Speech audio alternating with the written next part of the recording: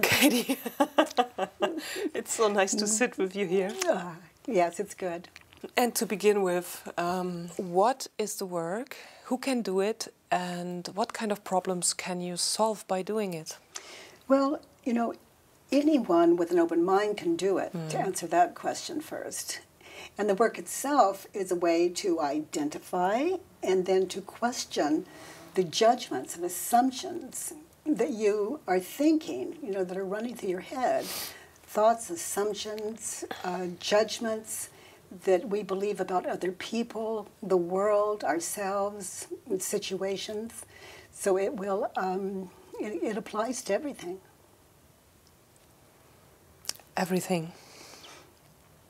Yeah, everything. There's nothing we can't really question. Yeah. You know, everything is up for inquiry, and it's so much fun. So we can become enlightened. You know, we can enlighten the mind through inquiry and see a world that is very new to the one that's inquiring. Different world, different mind, different world. Yeah. One key sentence people know you or the work from is the title of one of your books, Loving What Is.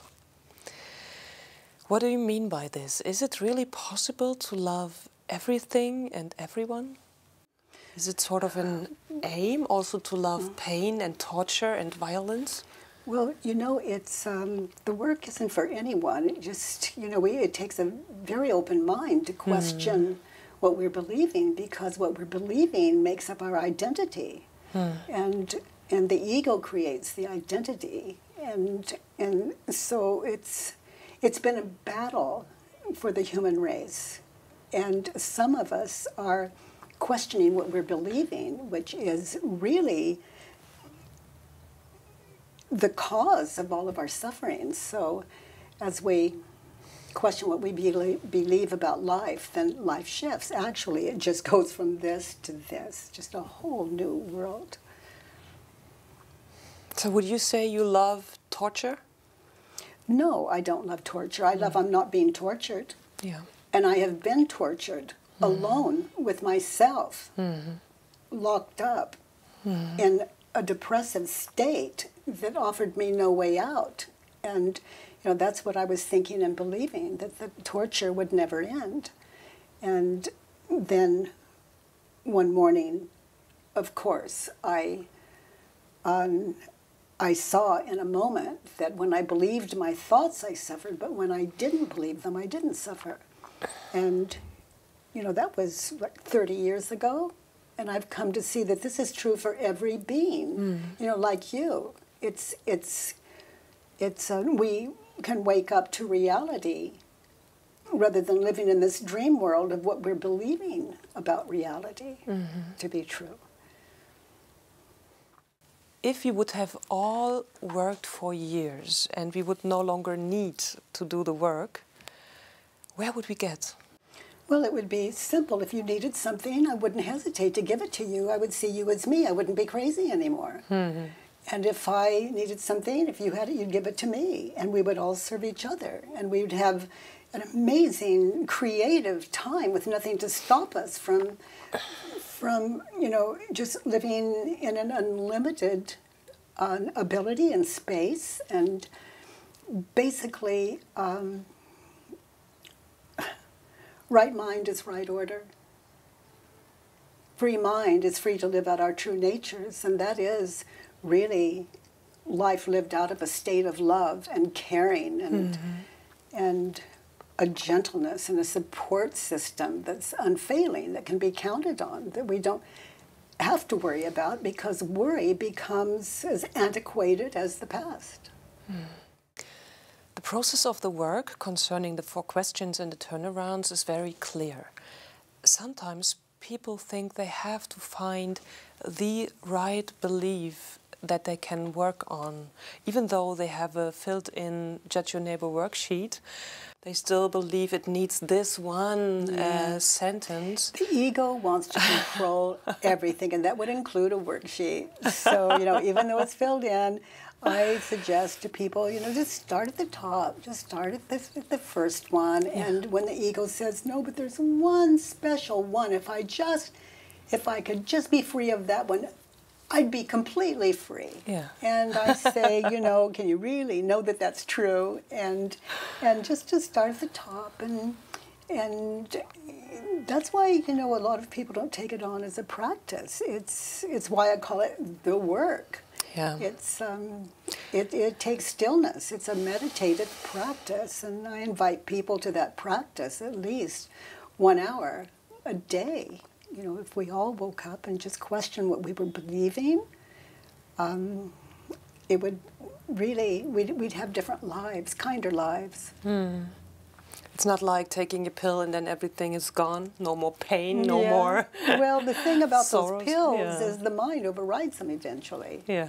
So, but there's nothing that we experience, no problem that we perceive that isn't here for our enlightenment. That's what it brings. Once we understand inquiry can be applied to the cause of our suffering. The work has 4 questions.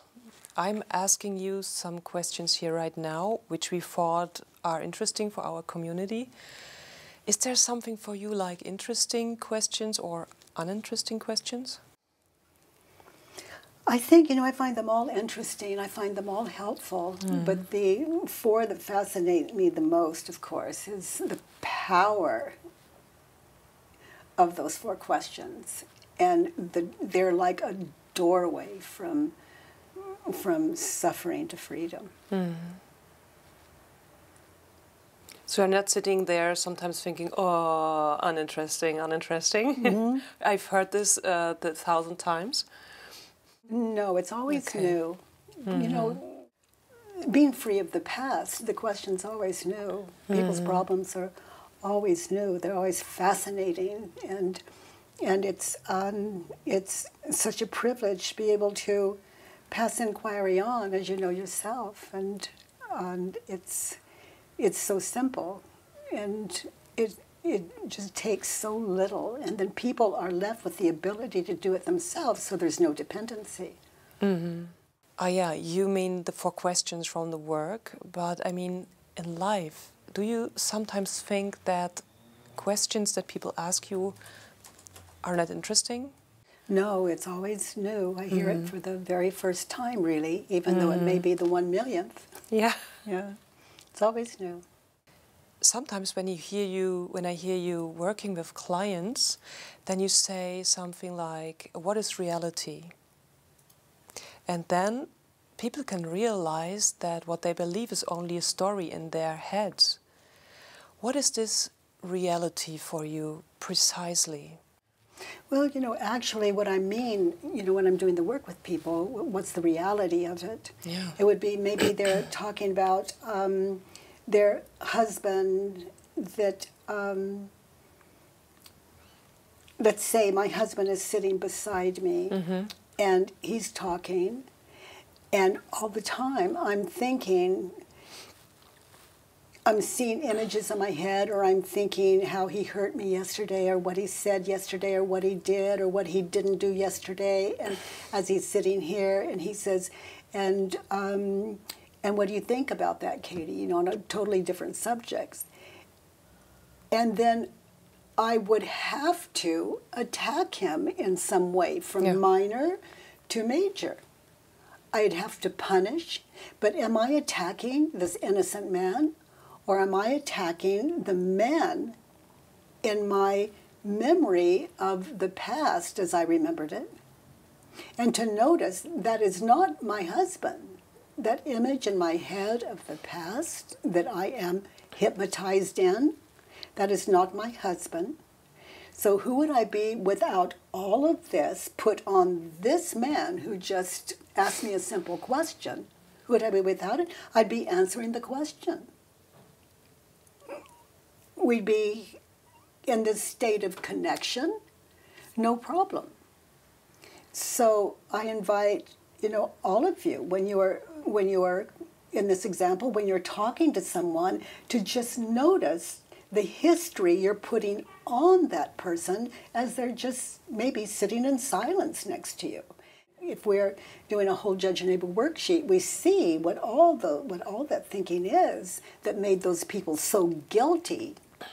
And so if he's so guilty of doing it, why do I feel so guilty?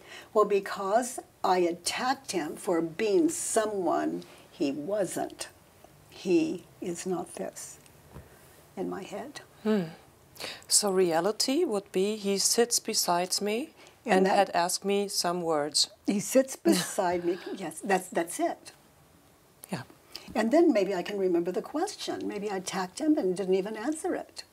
And so I can always go back and say, sweetheart, you asked me what was the weather today. And actually, I was so busy in my head, I didn't even hear the simple question. And also I noticed my attitude was really unkind, and I apologize for that. And so now, I can start over, and then he'll be upset or not, but my job is to make it right for myself and other people when I have treated them out of a dream world. They're completely innocent. In fact, I haven't met a guilty person, not even myself, and when I look back in my entire life.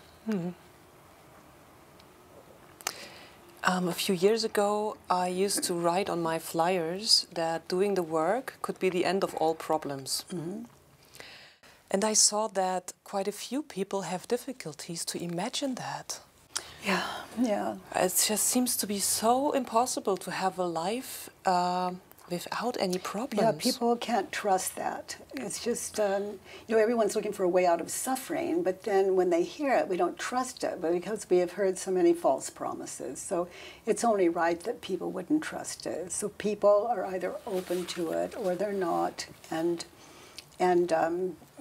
I stay open, and that's the best I can do in my world.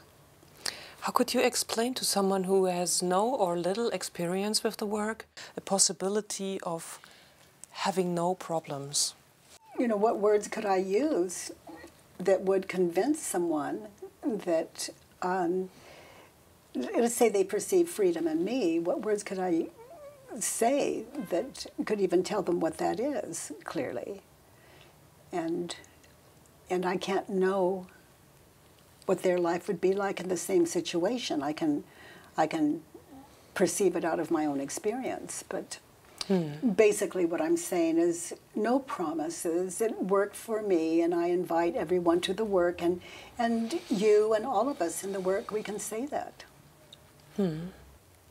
Yeah, sometimes people think I have to be angry if someone acts like this. I just have to be angry. They cannot imagine that it could be different. Yeah. Like if someone is yelling at me, if I stand there thinking, well, that's terrible what he's doing, he shouldn't do that, then they might have a problem. If I would stand there thinking, oh, he's having a problem and maybe I can help, then the fact is the same, but I don't have a problem. Same situation, but we're into basically a state of mind of serving, and how can we help? Because again, we understand what suffering is. And also in a situation like that, we become so quiet, so we don't miss one word that they say, where we can really understand the place they're in. And the more we understand, the easier it is for us to intervene in a space, and to sense a space where maybe there is something that we could say that could be heard. But that comes out of a lot of clarity and connection. Are you still using the work for yourself? Do you sit, fill in a Judge Your Neighbor worksheet and ask yourself the 4 questions? What I can tell you is I wouldn't hesitate if I needed it. And also a beautiful thing about facilitating the work, and for your community, for everyone listening, a beautiful thing about facilitating the work is and that every time you do that, you're really doing the work. And so we're doing a lot of work, those of us facilitating. Yeah, and it's a great privilege. Yeah. That's true. Sometimes I sit there thinking, oh, this one brought my thoughts, this client brought me, you know, I spare time also in doing the work with others. Yes. Yeah. And that's why I brought into practice the Institute for the Work, is simply so we would all have a daily practice, anytime, anywhere, 24 hours a day, and the free helpline, etc. So none of us has to go without a work partner. And then those of us that, even if we're brand new to the work, we're all facilitators, you know, and so on either way, facilitator or a client, we're doing the work. And also, if I do the work with myself, I'm my facilitator as well. Yeah, you're the facilitator and the client. So be gentle, be kind. Yes. Be patient. What has changed in these approximately 30 years the work exists? Is there something like an progress, an improvement?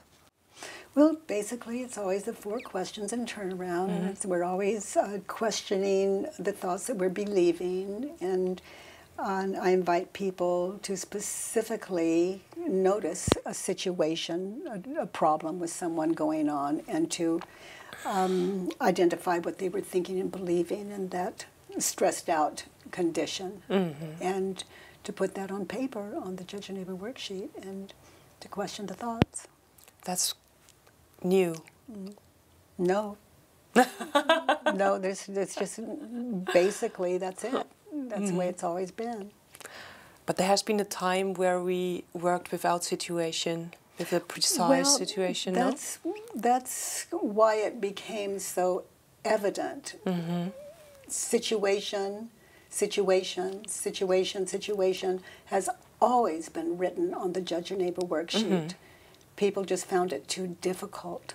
So for so long, I started specifically in the moment, and then went to the vast overall concepts, and then came back to in the moment. So people can get a picture of, originally people thought they were doing it wrong. And so now everyone has a choice because it's really embedded. No one can do it wrong. No one can fill in that Judge Your Neighbor worksheet wrong. But as facilitators, we have the practice. Some of us have both. And because this is its 3rd time around, in the moment, in the situation, and then the vast, and then in the situation again. So no one can do it wrong. Yeah. Are you living in the total presence of the moment, or do you still wish things for your own life or for the life of others? No. No. That's what's so beautiful. There's nothing to change in my world. And if someone wants to change something in their world, if I'm not available, there's some facilitator in the world that is. And so many language. I think there are almost 40 languages maybe on thework.com. So everyone, so many people can do the work. Is there a question you would like to be asked?